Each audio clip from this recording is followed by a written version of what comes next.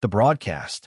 The Galactic Empire's capital world, Viral Prime, loomed like a black jewel in the void. Orbiting it was the broadcast citadel, a monstrous spire of alloy and signal towers, transmitting the Empire's will across thousands of star systems. On this day, every screen across the galaxy flickered to life. Every race, every citizen, every rebel, every slave, all forced to watch. The message was simple: witness justice. Inside the execution chamber, the light was sterile and harsh. A circular arena enclosed in armored transparent steel. In the center, she stood, chained, bruised, young. Her name was Ember Vale. Just 16 standard years old, bones too thin, eyes too sharp. Defiant. The announcer's voice echoed through the broadcast, smug and theatrical. Today, the Galactic Empire brings justice to a human insurgent responsible for the deaths of 3 highborn nobles and the destruction of a military transport vessel. The camera zoomed in. Ember's face was calm. Not terrified, not broken. She stared directly into the lens, as if staring into every soul watching. No tears, no begging, only silence. From the viewing balcony, the alien dignitary sneered. The High Warden, a bloated creature of the core species, leaned forward and activated the mic. You could have been spared, child. You could have named your co-conspirators. Instead, you stayed silent. Do you have anything to say before your sentence is carried out? A long pause. Ember tilted her head slightly. Blood trickled from her lip, but her voice was steady when she spoke. You have no idea what you've just done. The warden laughed, a gurgling, wet noise. Such bravado from a dying species. The executioner approached, a hulking enforcer clad in black armor, carrying a plasma lance designed for efficiency and spectacle. The kind of death that would linger in memory. Ember closed her eyes. The blade ignited with a low hum, and then she was gone. The camera lingered on the smoking remains, then cut to static. For 7 full seconds, the galaxy held its breath. Then the static cleared. In its place, a timer. 47:00. White numbers on a black screen. No explanation. No context. The feed remained locked, overriding all local transmissions. Citizens panicked, systems rebooted, and yet the countdown stayed. In a deep cave beneath the scorched surface of Proxima 9, Major Dax opened his eyes. He'd watch her die. He'd forced himself to. He owed her that much. Now he stared at the timer and whispered she did it. His second in command, a gaunt cyborg named Cell, stepped forward. The Ember Protocol is live. All nodes are activating. Then we move, Dax said, rising. His uniform was old Earth-resistant standard, a relic to most, but to him, sacred. No turning back. On the jungle moon of Zalera, a human child picked up a comlink from hidden cache. They killed her, she whispered into it. A mechanical voice responded, acknowledged. Initiating subroutine, reckoning. On the Empire's outer rim defense station, lights flickered. Turrets turned inward. Firewalls collapsed. A technician screamed as control was lost. The mainframe displayed the countdown, now ticking. 44:39. On backwater worlds and forgotten mining colonies, dormant satellites powered on. Old Earth war AIs, once thought lost, awoke and began scanning Imperial networks. Deep in a black site prison, a human prisoner smiled as doors hissed open. None of it was spontaneous. None of it was chance. Ember Vale hadn't just been a prisoner. She'd been the key. She'd carried within her bloodstream a nanite-linked AI seed connected to ancient human war protocols. Forbidden tech the Empire had failed to identify. Her death had activated the link. A trigger buried so deep it had taken humanity 3 generations to build it. The Empire thought they'd made an example of her. Instead, they lit the fuse. By the time the timer reached 40:00, the Empire had already begun to die. And in the silence of space, somewhere among forgotten stars, Ember's voice whispered across hacked transmissions. We are human. We remember. And we are coming. The countdown begins. Timer, 40:00. On board the Imperial Star Cruiser Talderos, chaos bloomed like a cancer. Commander Zale, a six-limbed Dravathi, slammed her claws across the command console. "What is this countdown?" she hissed, watching the white numbers projected in midair. "Override it." "We can't," her tech officer squealed. "It's hard-coded into every channel. Even internal systems are being rerouted through human code." Zale froze. Human code. The bridge went quiet. The word had weight. Humans were many things to the Empire: rebellious, unruly, useful in mines and meat grinders. But dangerous? Not since the war. Not since Earth fell.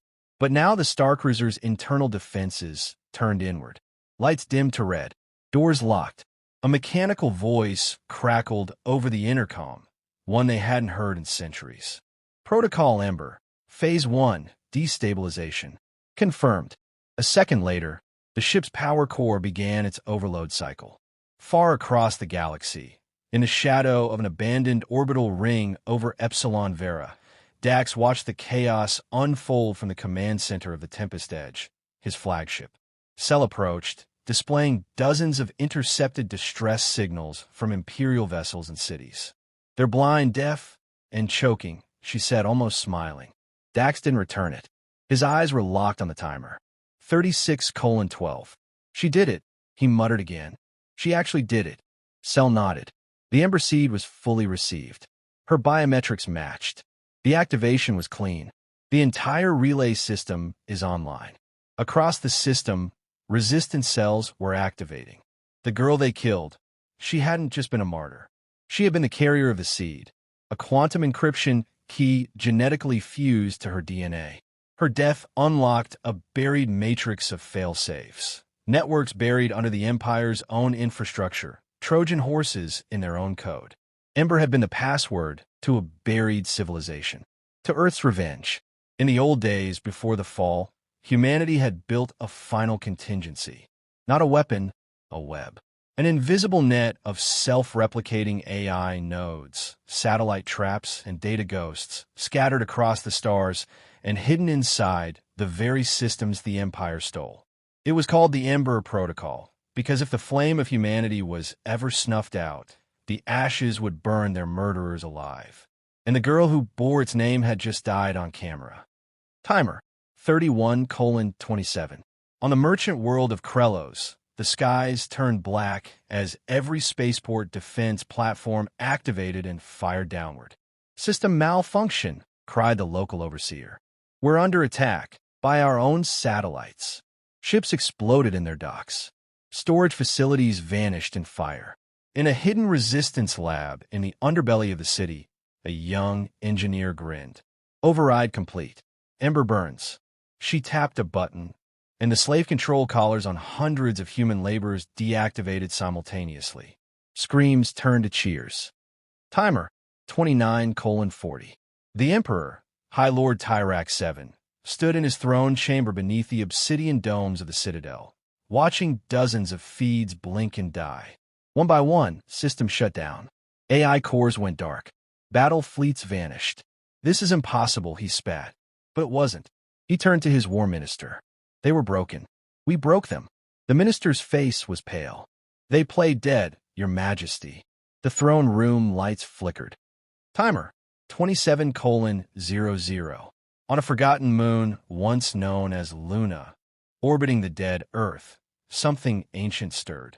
The Spear of Terra, an AI warship entombed for generations, awoke. Signal received, the voice of the ship intoned.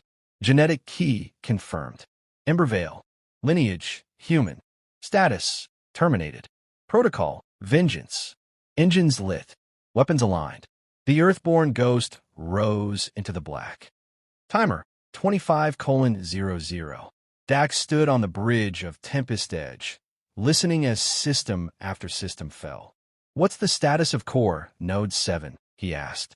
"Online. The central AI is fully operational. We'll have a clear path to the capital in under 2 hours, Cell replied. "No," Dax said. "We hit them before they can regroup.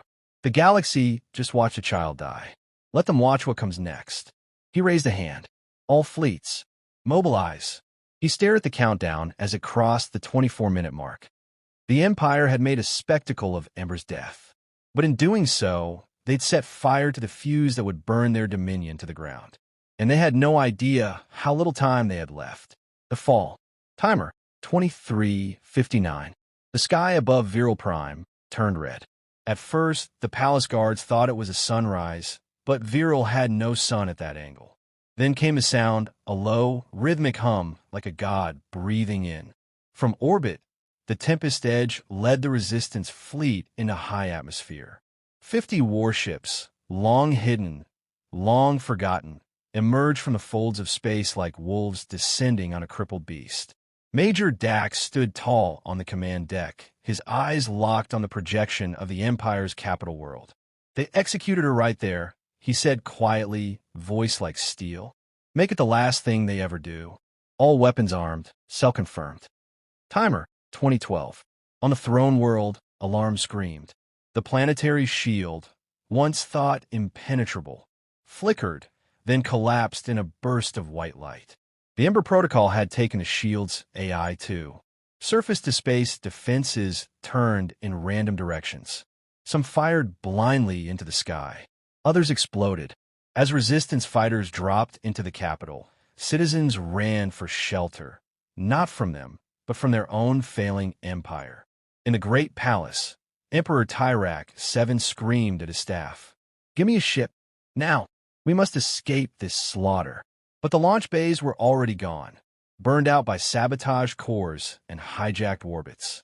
Across the galaxy, news feeds showed it all, not edited by the Empire, but raw and censored, hacked by the Resistance. A split screen. One side replayed Ember Vale's execution. The other showed Viral Prime in flames.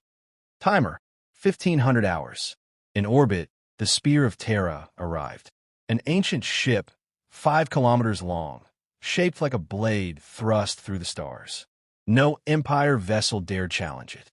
The spear had been built before the Empire existed, built to end empires. Target confirmed, it spoke. Authorization, Ember Protocol. Executing sequence, Aegis. It fired once. A single beam of silver light pierced the heart of the citadel, vaporizing the upper spires and ripping through the throne chamber. Emperor Tyrak VII, once called the Immortal Tyrant, vanished without a sound. The palace crumbled like dust. Timer, 12 o'clock.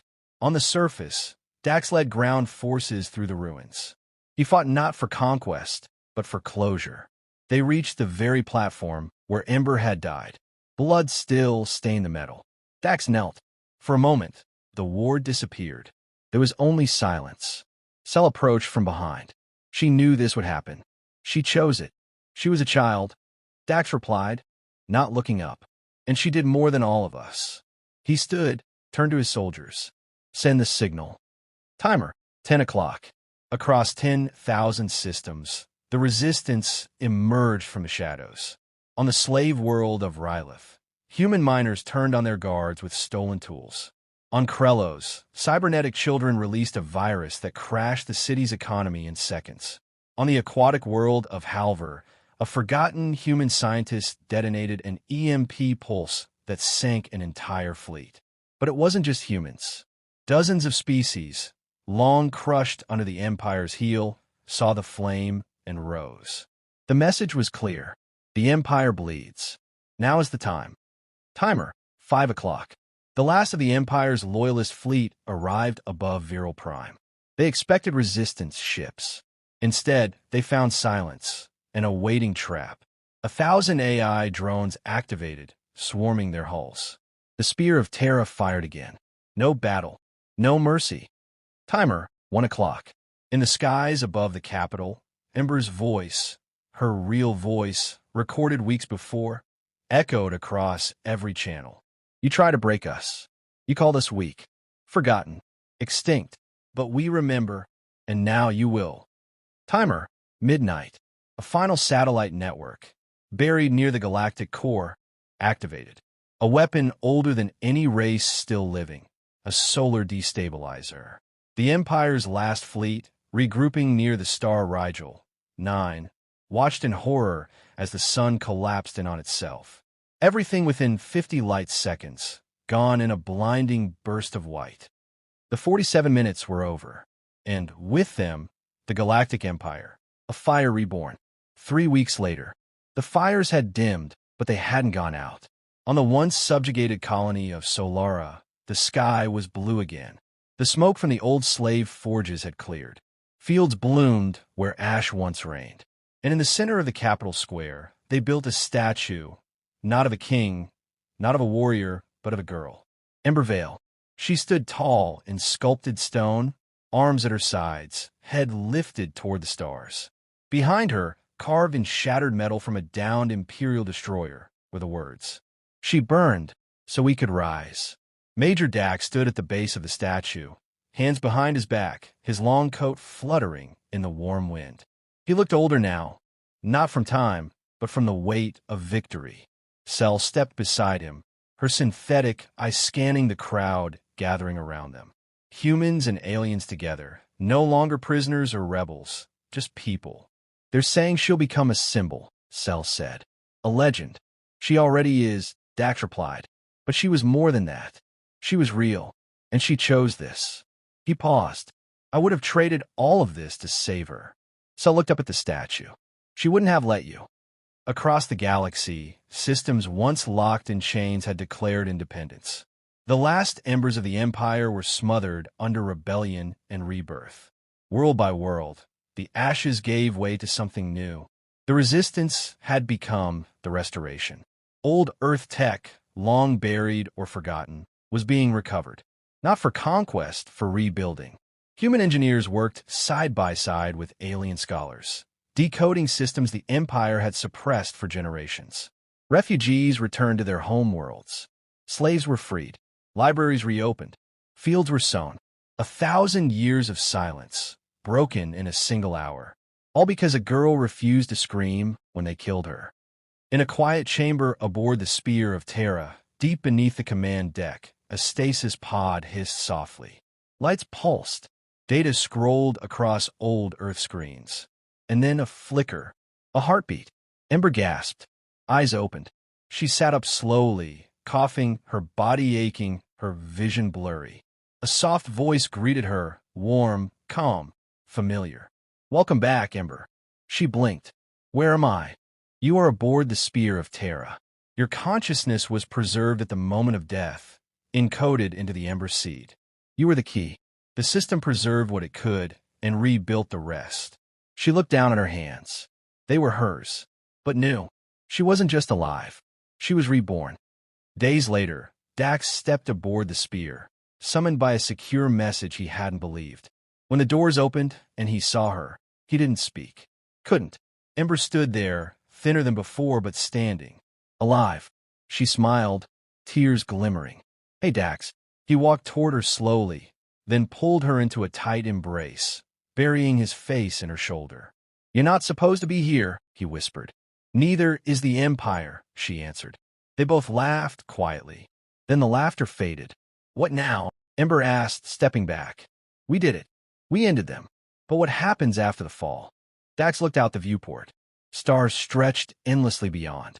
"We rebuild. We protect. And we make sure no one ever forgets what was done, or what we did to stop it." Ember nodded. "Good." She turned to the ship's AI console and tapped a few commands. A star map lit up. One corner blinked. Uncharted space. "I want to go there," she said. "Out past the old borders. If we're going to keep this galaxy safe, we need to know what else is out there." Dax smiled. "You always were the spark." She looked back at him. "No," she said softly. "I'm the fire." As the Spear of Terra slipped into jump space, leaving behind a reborn galaxy, Ember Vale looked out at the unknown with calm resolve. She had been the sacrifice. Now, she would be the sentinel. And in every system where the Empire once ruled, children grew up hearing her name, not in fear, but in hope. Because humanity had remembered, and they had made the stars burn.